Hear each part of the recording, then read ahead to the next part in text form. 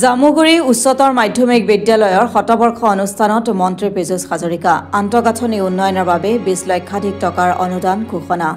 4দিনীয়া বৰ্ণাঢ্য কাৰ্যসূচীৰে অনুষ্ঠিত শোণিতপুৰ জিলাৰ জামুগুৰিঘাটৰ জামুগুৰি উচ্চতৰ মাধ্যমিক বিদ্যালয়ৰ শতবৰ্ষ অনুষ্ঠানৰ আজি অন্তিমটো দিন। অন্তিমটো দিনৰ মূল কাৰ্যসূচী গ্ৰন্থ উন্মোচনী আৰু মুকলি সভাত মুখ্য অতিথি হিচাপে উপস্থিত আছিল অসম চৰকাৰৰ জলসম্পদ সংসদীয় পৰিক্ৰমা তথ্য জনসংযোগ বিভাগৰ মন্ত্ৰী পীযুষ হাজৰিকা। নদুৱাৰ সমষ্টিৰ বিধায়ক পদ্ম হাজৰিকাৰ সঞ্চালনাত অনুষ্ঠিত গাম্ভীৰ্যপূৰ্ণ সভাখনত মন্ত্ৰীগৰাকীয়ে ৰাষ্ট্ৰীয় আৰু আন্তঃৰাষ্ট্ৰীয় শৈক্ষিক ক্ষেত্ৰখনক সামৰি মনস্তাত্ত্বিক ভাষণেৰে উপস্থিত ছাত্ৰ ছাত্ৰীসকলক অনুপ্ৰেৰণা দিয়া পৰিলক্ষিত হয়। মন্ত্ৰীগৰাকীয়ে যুগৰ লগত খাপ খাব পৰা শৈক্ষিক দিশৰ লগত তুলনা কৰিও ছাত্ৰ ছাত্ৰীসকলক উদ্দেশ্যি বহু গুৰুত্বপূৰ্ণ মন্তব্যও আগবঢ়ায়।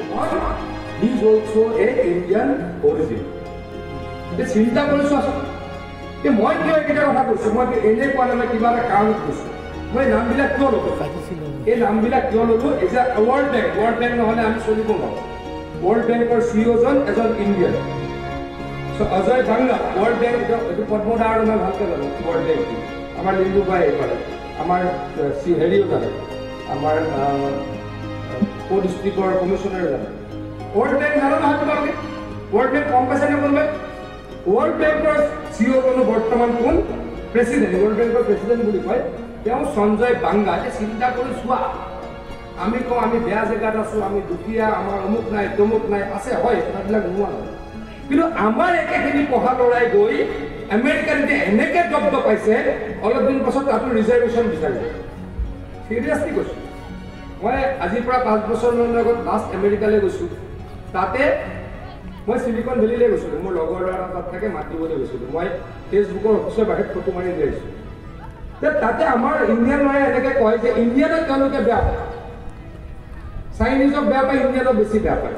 কাৰণ চিলিকন ভেলীত চাইনিজ আৰু ইণ্ডিয়ানৰ দপ্তৰ কৰে। কিন্তু ইণ্ডিয়ানক কিয় বেছি বেয়া পায়, তেওঁলোকে পঢ়া শুনাৰ বহুত চিন্তা নকৰে। কিন্তু ইণ্ডিয়ান মাক দেউতাকে এইবিলাকে বেছি পঢ়া শুনা কৰে, ল'ৰা ছোৱালীক বেছি পঢ়ায়। গতিকে এতিয়া কি হৈছে, তাৰ কলেজৰ চিটবিলাক ইণ্ডিয়ান অৰিজিনেল ল'ৰা ছোৱালীবিলাকে লৈ যোৱা কৰিছে। গতিকে তাত অলপ দিন বেছি নাই। আমি ইয়াত ৰিজাৰ্ভেশ্যন যে আমি কোনোবাই বেয়া পাওঁ, কোনোবাই ভাল পাওঁ, আমেৰিকাটো ৰিজাৰ্ভেশ্যন ইণ্ডিয়াৰ ল'ৰা ছোৱালীৰ পৰা বাচিবলৈ তেওঁলোকে ল'ব লাগিব। এইটো হৈছে পৰিৱেশ। গতিকে জামুগুৰিৰ পৰাও হয়তো ডেফিনেটলি কোনোবা গৈ ইউৰোপত আমেৰিকাত গৈ দব্দ পাইছে, আৰু তোমালোকে গৈ দব্দ পোৱা মই অনুৰোধ কৰিম। কিন্তু আমি ওলোটা উভতনি যাত্ৰাও আৰম্ভ কৰিছোঁ। আজি পৰহিতাৰ আগদিনা মোৰ সমষ্টিত আমাৰ দেশৰ IT মিনিষ্টাৰ, ইনফৰমেশ্যন এণ্ড টেকনলজিৰ মিনিষ্টাৰ, তেওঁ ৰেলৱে মিনিষ্টাৰো, তেওঁ ভাৰতবৰ্ষৰ জনসংযোগ মন্ত্ৰীও, মই যেনেকৈ অসমৰ জনসংযোগ মন্ত্ৰী, এনেকৈ ডাঙৰ ডাঙৰ 3টা ডিপাৰ্টমেণ্টৰ কি হয় মন্ত্ৰী, railway minister, IT minister, IB minister. তেখেতৰ নাম হৈছে আমাৰ বৈষ্ণৱ ডাঙৰীয়া, অশ্বিনী বৈষ্ণৱ ডাঙৰীয়া। তেখেত IAS অফিচাৰ আছে। অশ্বিনী বৈষ্ণৱ ডাঙৰীয়া দিনা হঠাৎ জাগিৰোডলৈকে আহিলে। জাগিৰোডলৈকে ক'লে আহিলে জানেনে?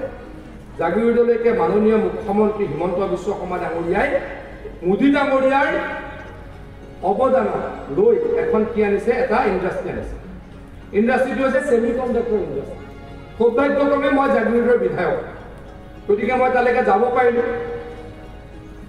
তাতে গৈ যেতিয়া মই মন্ত্ৰী নহাৰ আগত তেখেতে ৰেলত আহিছিলে, অকণমান দেৰি হ'ল, মই আগেও পালোঁ মোৰ সমষ্টি। তাতে মই তেখেতলোকৰ টাটাৰ বিষয়াসকলৰ লগত কথা পাতি আছোঁ। এগৰাকী ছোৱালীৰ লগত মোক চিনাকি কৰাই দিলোঁ। ছোৱালীগৰাকী সৰু ছোৱালী, গুৱাহাটীৰ হয়।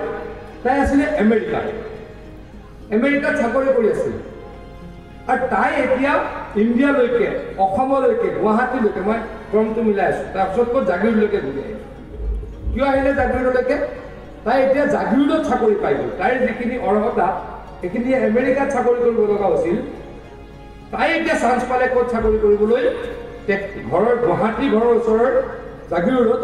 গতিকে she has come back to Assam from America. গতিকে আমি উভতনি যাত্ৰাটো আৰম্ভ কৰিছোঁ, পৰিৱেশ এটা দিবলৈ অন্তত চেষ্টা কৰিছোঁ, মুখ্যমন্ত্ৰী ডাঙৰীয়াই চেষ্টা কৰিছে। সেইদিনাখনে অশ্বিনী বৈষ্ণৱ ডাঙৰীয়াই জাগিৰোডতে এটা অঞ্চল আছে আমাৰ, য'ত ছেমি কণ্ডাক্টৰ ইণ্ডাষ্ট্ৰী এতিয়া হৈ আছে, কাম চলি আছে। সেইটো এটা পেপাৰ মিল আছিল, সকলোৱে চিনি পায়। তাৰ ওচৰতে এটা জেগা প্ৰায় 50-60 বিঘা মাটি, ৰেলৱেৰ মাটি, তাত বেদখলকাৰীয়ে দখল কৰিছিল, অলপ সন্দেহযুক্ত মানুহ। তাতে বৰ বেয়া বেয়া আড্ডা হয়, জুৱা, ড্ৰাগছ এইবিলাক হয় বুলি চবেই কয়।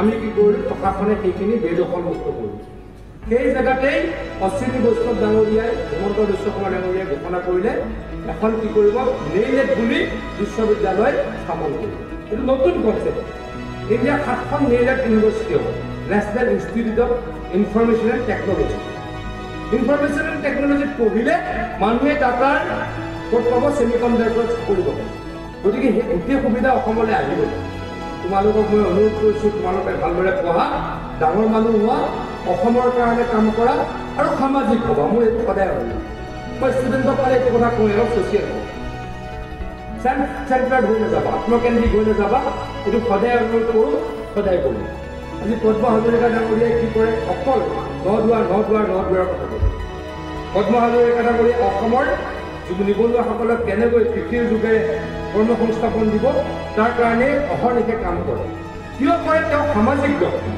বিধায়কটো হয় কিন্তু বিধায়কৰ ওপৰত যে এগৰাকী সমাজ ভাল পোৱা ব্যক্তি গতিকে তেনেকুৱা হ'ব লাগিব আমি সমাজত ভাল পোৱা কাম কৰিব লাগিব সমাজখনক আমি মৰম কৰিব লাগিব পিতৃ মাতৃক আমি শ্ৰদ্ধা কৰিব লাগিব শিক্ষকক আমি শ্ৰদ্ধা কৰিব লাগিব আজিকালি গাঁৱত শিক্ষক দেখিলে চাইকেলৰ পৰা নামনে নহয় নালাগে মই গাঁৱৰে ল'ৰা একদম গাঁৱৰ ল'ৰা কিন্তু আজিকালি মই গাঁৱত নাথাকোঁ আহঁতগুৰি য'ত ম'হৰ যুঁজ হয় আপোনালোকে জানে আহঁতগুৰি ম'হৰ যুঁজ তাৰ সন্মুখতে মোৰ ঘৰ কিন্তু আজিকালি গুৱাহাটীত থাকোঁ মই ঘূৰিয়ে ফুৰোঁ 95 চনত পঢ়িবলৈ গুৱাহাটীত গৈছিলোঁ তাতে থাকি যোৱা ইচ্ছা হ'ল তথাপিতো গাঁও এৰাই নাই মা এতিয়াও গাঁৱত থাকে অহা যোৱা কৰিয়ে থাকোঁ কিন্তু মই বহুত দিন এনেকৈ দেখা নাই ষ্টুডেণ্ট আৰু শিক্ষকৰ মই ক্ৰচিং হোৱা দেখা নাই আজিকালি স্কুলৰ চাইকেলৰ নানাবে আগতে আমি চাইকেলৰ পৰা নামি দিওঁ আমাৰ মোৰতো বিৰাট গণ্ডগোল হৈছিলে তাৰমানে মই LP স্কুল পাছ কৰিলোঁ আমাৰ ওচৰতে মোৰ ঘৰৰ পৰা 300 মিটাৰ মানত এখন কি আছিলে ছোৱালী ME স্কুল আছিলে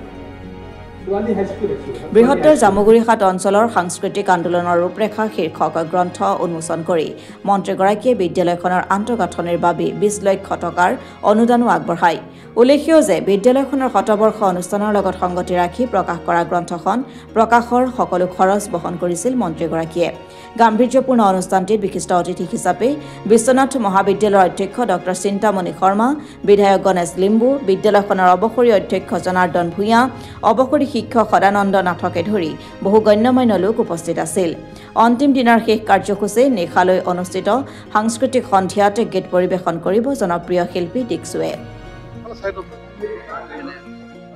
জামুগুৰি উচ্চতৰ মাধ্যমিক বিদ্যালয়ৰ শতবৰ্ষৰ অনুষ্ঠানত আহি অত্যন্ত ভাল লাগিল ছাত্ৰ ছাত্ৰীসকলক লগ পালোঁ শিক্ষক শিক্ষয়িত্ৰীসকলক লগ পালোঁ প্ৰাক্তন শিক্ষক শিক্ষয়িত্ৰীসকলক লগ পালোঁ সকলোৰে লগত মত বিনিময় কৰিলোঁ জানি অত্যন্ত সুখী হ'লোঁ যে এইখন বিদ্যালয়ৰ পৰা এতিয়ালৈকে 7জন ছাত্ৰ ছাত্ৰীয়ে হায়াৰ ছেকেণ্ডেৰী আৰু মেট্ৰিক পৰীক্ষাত ষ্টেণ্ড কৰিবলৈকে সক্ষম হৈছে আৰু বহু ছাত্ৰ ছাত্ৰী ইয়াৰ পৰা ওলাই গৈ সুপ্ৰতিষ্ঠিত হৈছে এতিয়াও 1000 ছাত্ৰ ছাত্ৰী আছে মানে খুব এখন ভাল স্কুল এই স্কুলখনৰ আৰু ভাল হওক ইয়াৰ ছাত্ৰ ছাত্ৰীসকলৰ আৰু ভাল হওক তাৰ কাৰণে ভগৱানৰ ওচৰত প্ৰাৰ্থনা কৰিছোঁ মই সামাজিক ন্যায় আৰু সবলীকৰণ বিভাগৰ পৰা 20 লাখ টকা এই অনুষ্ঠানটোৰ কাৰণে দিম তাত যাতে আৰু 2টা ক্লাছৰুম বনাই দিব পাৰে তাৰ কাৰণে তোমাৰ ভিতৰতে এই টকাখিনি দিয়াৰ ব্যৱস্থা কৰিব 2 লাখ টকা দিছে